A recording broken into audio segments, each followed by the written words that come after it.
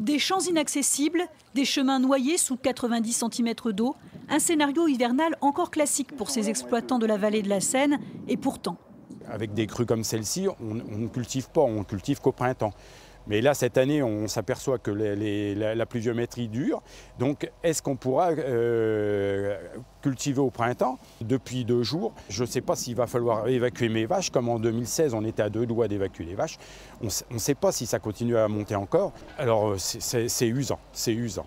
Les lacs réservoirs Seine et Aube ont joué le jeu et capté beaucoup plus que prévu, mais ils vont devoir relâcher en prévision de crues printanières. Si, là, dans les 2 semaines, on a une climatologie qui ne se calme pas en termes d'intempéries, on va reprendre un cumul de pluie qui va venir s'ajouter au débit d'eau actuel.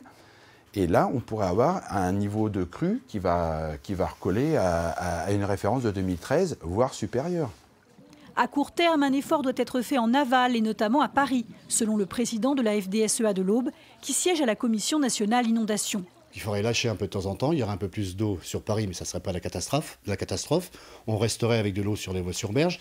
La circulation, il n'y en a plus, c'est vrai, il y a encore des vélos et des gens qui font de la course ou de la marche.